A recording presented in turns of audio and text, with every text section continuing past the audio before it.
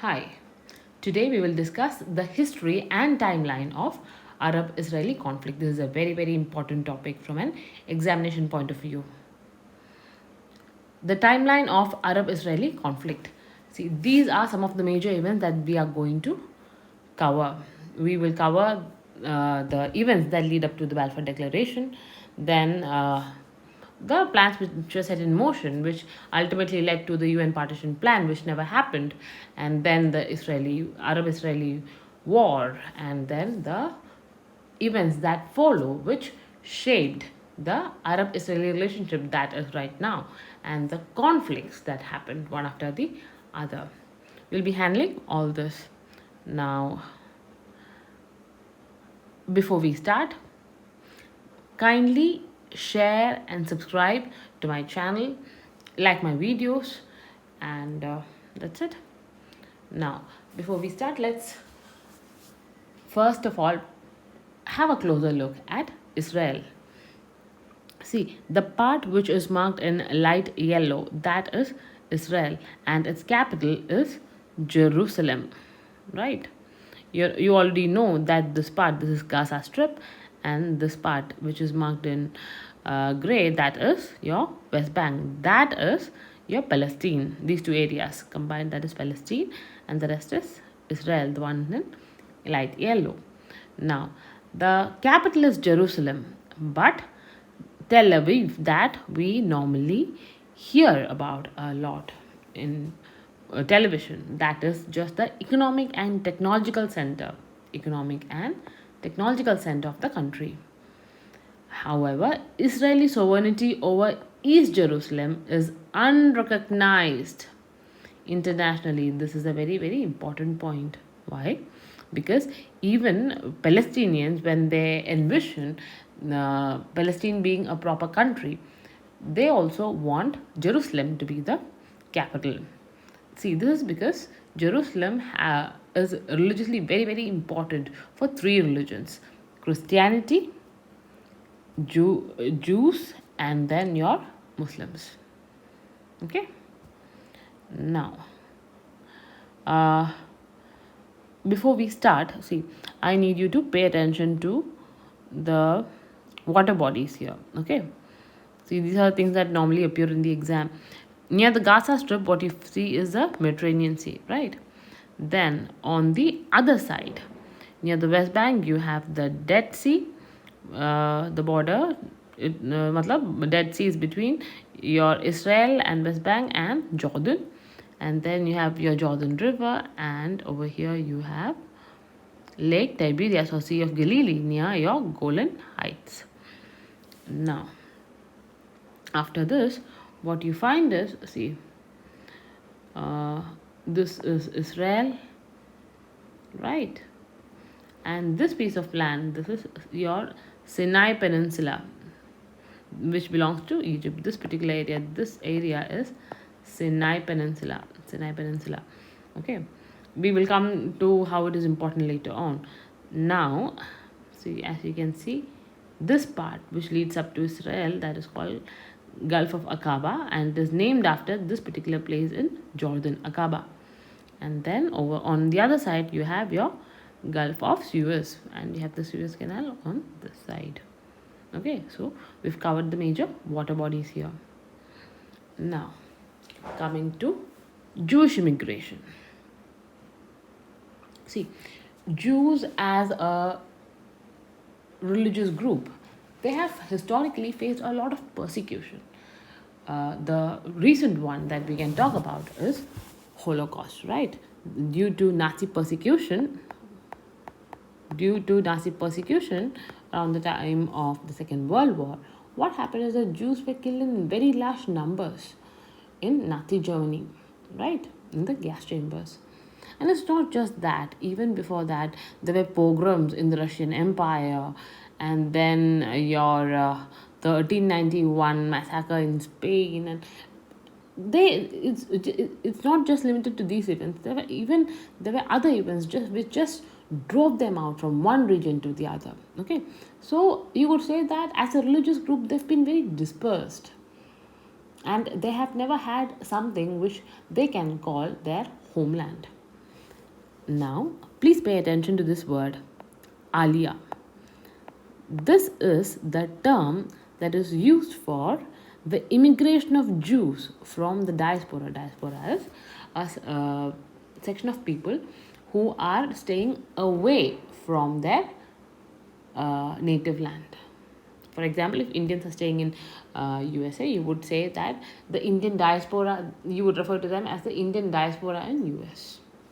Okay, so Aliyah is a term for immigration of Jews from the diaspora to historically the geographical land of Israel or Palestinian region, that is the modern state of Palestine, the modern state of Israel, sorry. And this is one of the most basic tenets of Zionism. So it's one of the basic things of their religion that Jews will go to their homeland, which is the modern state of Israel or the Palestinian region. Now, even in the late 19th century, you can see that 99.7% of the world's Jews, they lived outside the region that we currently know as Israel. And the Jews represented just 2 to 5% of the population of the Palestinian region. That's a very, very small number, right? And large-scale immigration of Jews to Palestine, it began by 1882 only. Now, the first Zionist Congress of 1897, they had a public declaration of claims to a Jewish homeland in Palestine. See, they are a dispersed community, you could say. And during the first Zionist Congress, they're just proclaiming that we have claims to a Jewish homeland in Palestine. But at that point, do you think that they don't have much of political power, they don't have more of a reach, and how are they going to give shape to that dream? It's not possible. At that point, it's just public declaration, nothing is coming out of it. Okay, then later on, what changed? Let's have a look at that. The home for the Jewish people. Now, that was made possible by the 1917 defeat of the Ottoman Empire in the First World War.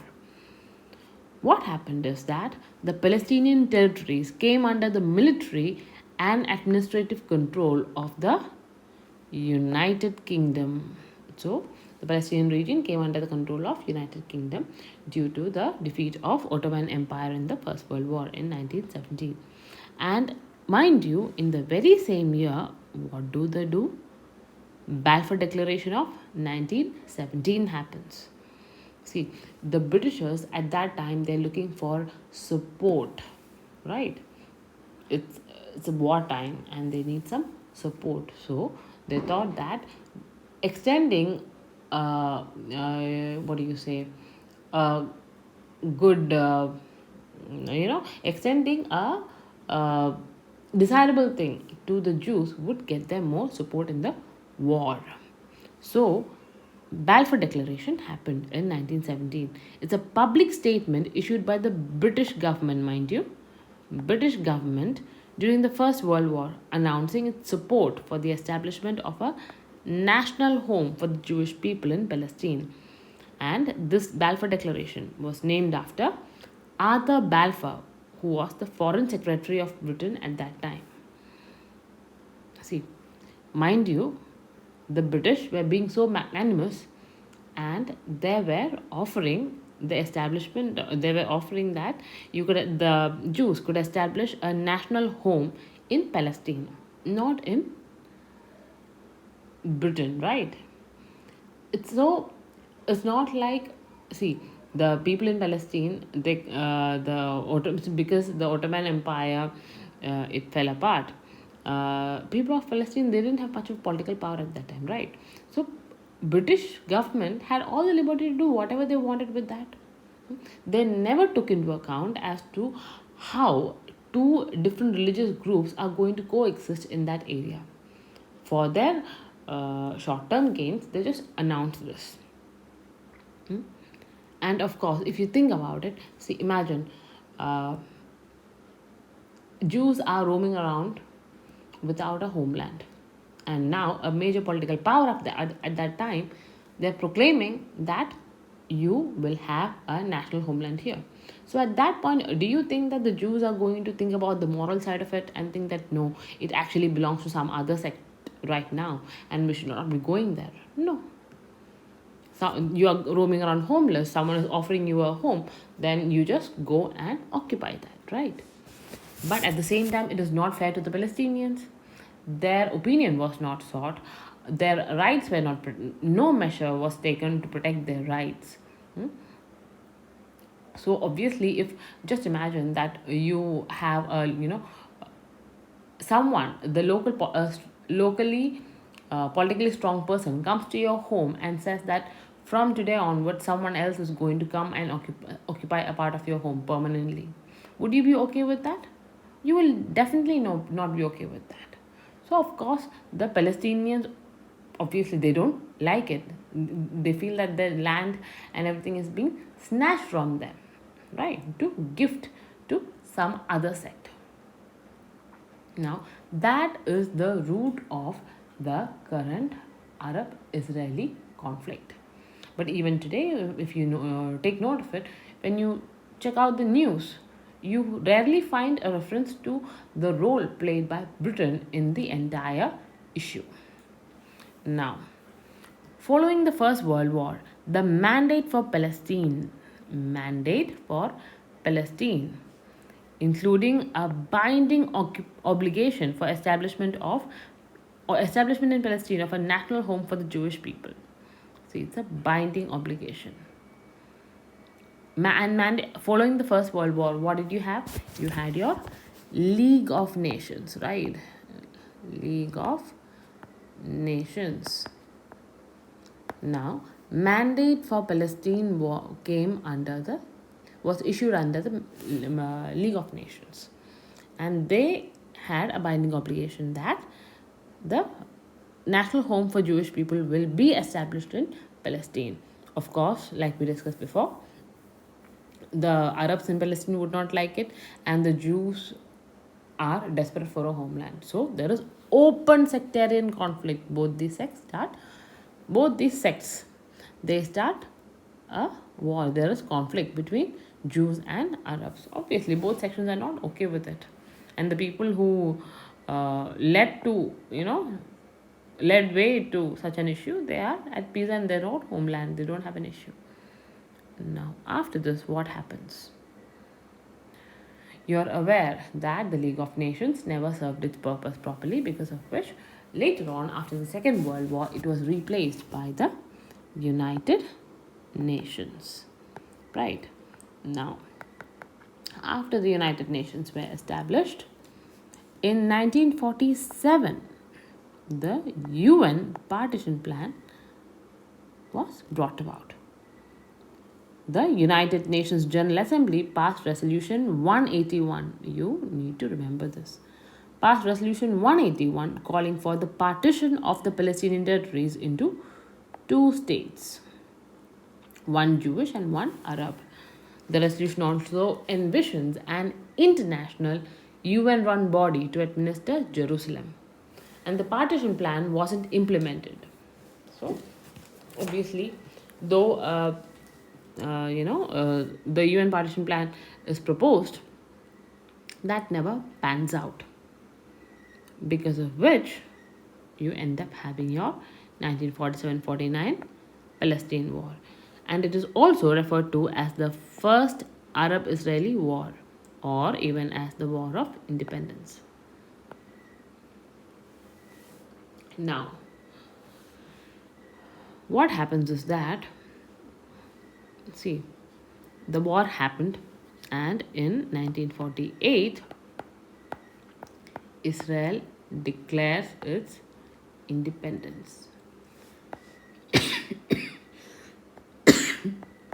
Excuse me.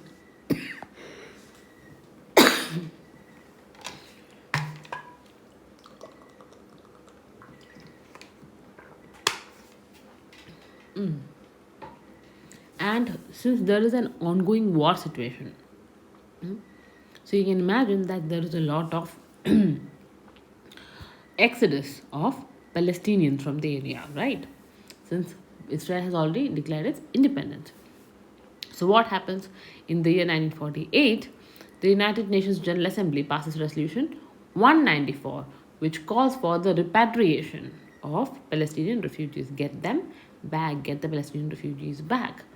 And this resolution 194, which is very, very important. Why? Because it is still looked upon by the Palestinians as the thing which established their right of return. It establishes the right of return for Palestinian refugees and their descendants. So, whenever you have to pay attention to this, whenever you hear right of return with reference to the Arab Israeli conflict, you are not referring to the return of Jews to Israel. No, you are referring to the right of Palestinian refugees to get back to their homeland. This is very, very important, and that has its basis on the resolution 194, which was passed in 1948. Now, 1949, what happens is that due to the issues that were created, the UN Relief and Works Agency was established to primarily provide assistance to refugees from Palestine. See, this is a UN body which was established exclusively to provide assistance to Palestinian refugees. So, due to the ongoing Arab-Israeli conflict, you need to be aware of the year in which it was established and the name of this UN body. Okay. Now, moving on. 1950.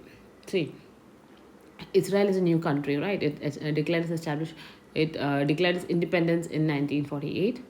Now, it wants to put down its roots. So, what does it do? In the year 1950, they pass the law of return, which is passed by the Israeli parliament. It gives all diaspora Jews, their children and grandchildren, the right to relocate to Israel and acquire Israeli citizenship on the basis of connecting to their Jewish identity. Matlab, you prove that you are Jewish. You get back to Israel, you prove that you are Jewish, and all the diaspora Jews, their children as well as grandchildren, 3 generations, they will have the right to relocate to Israel and automatically get Israeli citizenship just because they are Jews. So what is Israel trying to do effectively over there? They are trying to get back all the Jews over there and turn Israel into the homeland of Jews. Now, see, obviously this is not a very desirable situation, right? And if you check out the area, you find that there are a lot of Arab countries in the area. And in the midst of all that, you have a Jewish homeland. So do you think that there would have been peace? No. There'd be a lot of resentment too, because this did not happen by choice, right? This was kind of imposed upon them due to the defeat of the Ottoman Empire. So there is a lot of there's a lot of frustration. People are not happy with the status quo, and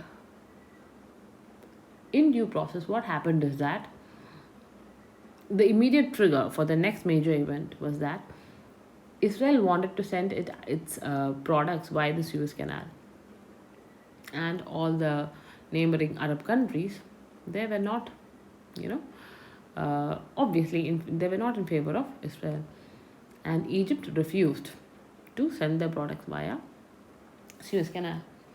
So, excuse me. So, Israel said that this would be very, very difficult for us and we need it, or else this can even end up in a war. But, you have so many Arab countries nearby. Do you think that, they would consider Israel, a small country in the area, to be powerful and able to defend itself? No. They believe that it would not be so. And finally, a war occurred. These countries attacked Israel. And when did they attack it? In June 1967. In June 1967, 6-day war. Now, this is very, very important event. Why? Because the current status quo of Israel and Palestine, where you have your Gaza Strip and the West Bank, that belongs to Palestine and the rest of it which belongs to Israel. Everything is that status quo began with your 6 Day War. The current Israeli-Palestinian status quo began following Israeli military occupation of the West Bank, military occupation of West Bank and Gaza in the 1967 Six-Day War. Now, you have to keep in mind all these things, okay? Now, after the Six-Day War, it was such a loss of face for the neighboring countries. Why? It's not just that they got defeated. I happened to read a report where it said that while in the Six-Day War, Israel lost 700 people, the other party, other four countries combined, they lost 20,000 people. So you can imagine the difference in, the casualties. And in addition to that, the neighboring countries lost many of their territories to Israel. Now that is a major issue, which is a loss of face, right? Now Israel emerges with the control of Syria's Golan Heights. Then the Jordanian annexed West Bank, which includes East Jerusalem. Then they also end up having Egypt's Sinai Peninsula, which we talked about earlier, and Egyptian occupied Gaza Strip. So Gaza Strip they got from whom? It was earlier occupied by the Egyptians. And then West Bank was earlier in the hands of Jordan. They also got it. And in addition to that, you have your Egypt's Sinai Peninsula and your Syria's Golan Heights. Out of all these territories, in Egypt's Sinai Peninsula is the only territory that Israel ever gave back. The rest is still in Israeli occupation. See, you can see over here. This is where you have your Golan Heights. From Jordan, West Bank and including Jerusalem. Then from Egypt, this entire area, Sinai Peninsula was taken. And then even this was under Egyptian control. So Israel ended up taking all these. Now, do you think that these countries would be okay with the current status quo? Or the current status quo at that time? No. They've already lost face. They've had a lot of casualties. So what did they do? They went crying to the United Nations. So the war happened in June, and in November 1967, what happened? The United Nations Security Council Resolution 242, very, very important, was adopted unanimously by the United Nations Security Council in the aftermath of Six-Day War. And what did they say? Inadmissibility of the acquisition of territory by war and the need to work for a just and lasting peace in the Middle East in which every state in the area can live in security. And it also established the concept of land for peace. So what does it mean? The resolution 242 is necessarily trying to say that though you won the war, ideally you should not be retaining the territory that you got by war, and you should be giving it back. And then you should also strive for peace in the area. See, even countries which are permanent members of the United Nations Security Council, do you think that once they acquire some area as something that they won by war, they are ever going to give it back? No. And so it was not, it was a very unrealistic thing for them to do. They just wanted to, the whole point of Resolution 242 is to put political pressure on Israel to give back the territory that they acquired in the Six-Day War. And as expected, Israel did not take note of it. They refused. They said, we are not going to do it. Now, you can imagine these neighboring countries, they are not okay with it. They have lost face. They are not okay with the current situation. So what happens? See, Egypt and Syria, they decide in 1973 that they are going to get back their territories. So they attacked on October 3rd, 1973. This is referred to as the Yom Kippur War. Now, the Yom Kippur is a special day, which is, you could say a very auspicious day for the Jews. So this war is also referred to as the Ramadan War or even as the October War. And Egypt and Syria attempted to retake the Israeli occupied Sinai Peninsula from Egypt and Golan Heights of Syria. Now, but did they succeed? They did not succeed. Cold War tensions spike as the Soviet Union aids Egypt and Syria, and the United States aids Israel. So you can imagine that two different factions are already present. Now, since again, though Egypt and Syria had made an attempt through the Yom Kippur War, again they did not succeed in their endeavor, and yet again they went crying to the United Nations.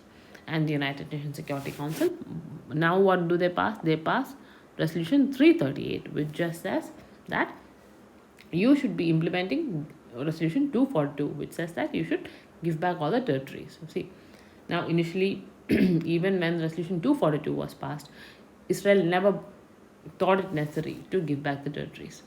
Now there has been a war, and that too on a very special day for them. So, do you think that Israel would be in a mood to give back the territories? Definitely not. Now, so you can imagine the Arab-Israeli relationship is definitely not going in a good trajectory. There are tensions all around. Now, US played the role of a mediator. Now, this is very, very, very important. The next major event is your 1978 Camp David Accords. Camp David is in US. That is the what do you say? You could say it's a holiday home of the US president. Okay. So this was a secretive meeting hosted by the US President Jimmy Carter, in which he called the leaders of both Israel and Egypt. Israel and Egypt signed the Camp David Accords, which established a basis for a peace treaty between the two countries. See, just imagine many other Arab countries in the neighborhood also don't have a good relationship with Israel. There's ongoing tension and ongoing tensions with them. And Israel has retained annexed territories too. So the Arab countries are not in favor, you can imagine. But in the meanwhile, there's a secretive meeting in US, and Israel signs a peace treaty with Egypt signs a peace treaty with Israel. So do you think that this would have been received well by the other Arab countries? No. They said, Egypt, you are a traitor. We are going to kick you out of the Arab League for a period of around 10 years. See, as a result, Israel withdraws from the Sinai Peninsula due to the Camp David Accord. Like I said, Sinai Peninsula is the only territory that was given back, right? Israel withdraws from the Sinai Peninsula, and the withdrawal is complete in the year 1982. By the year 1982, Israel completely withdraws from that territory. And due to this peace treaty, Egypt gets kicked out of Arab League from 1979 to 1989. Now, you can imagine the Palestinian people, especially the youth, they are definitely not comfortable with the status quo. Obviously, it is very justified that they would feel that, these intruders, they would feel that these are intruders in our homeland, and they're occupying our place, and they are so frustrated. So they end up having Intifada. Intifada is the protest, and there have been two major Intifadas. The first one is in between 1987 and 1993. The second between 2000 and 2005. The ongoing Arab-Israeli conflict of 2023, some people are referring to that as the third Intifada. But there is no consensus on it yet, because of which at this point I think it would be better not to formally recognize that as the third Intifada. Now, what happens in 1987 to 1993, you have the first Intifada. The Palestinian youth are, frustrated, they are acting up, and there is unrest in the area. A Palestinian cleric named Sheikh Ahmad Yassin, he establishes Hamas, which is a militant group, as an offshoot of the Muslim Brotherhood. And Hamas endorses jihad as a way to regain territory for Muslims. So, of course, you already know that US is an ally of Israel, and you have a terrorist, militant group in Palestine. So, do you think that United States would look at it in a positive light? No. United States designated Hamas a foreign terrorist organization in the year 1997. Now, at the end of the day, everyone wants peace, right? After the first Intifada, you have your Oslo Accords between 1993 and 1995, which is a very, very, very important milestone in the Arab-Israeli relationship. Before the accords are signed, Israel and the Palestinian Liberation Organization, they recognize each other. They recognize each other in an exchange of letters. Israel and the Palestinian Liberation Organization agree to the creation of Palestinian Authority to temporarily administer the Gaza Strip and West Bank.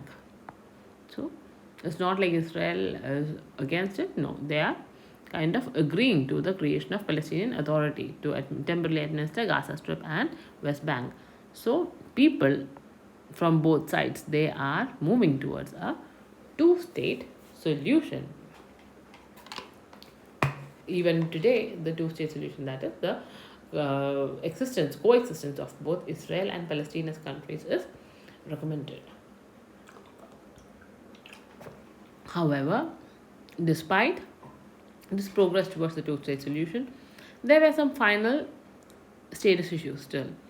First one was the status of Jerusalem. Obviously, it would not be possible for these countries to just arrive at a consensus on what the status of Jerusalem would be immediately. Then the Israeli settlements in Palestinian areas, then the borders, security and water rights, Palestinian freedom of movement in the area, and the Palestinian right of return. We are referring to the right of return of Palestinian refugees, mind you. And at present, Israel has more than 40% of the world's Jews. Just imagine, towards the end of 19th century, there was hardly 2 to 5% of Jews in the Palestinian region. And now, more than 40% of the world's Jews. Now, so you can imagine that things are kind of going okay. You have your Oslo Accords, and the two-state solution is looked upon by everyone as the ideal way to go. But at the same time, if you remember, after the first Intifada, what was created?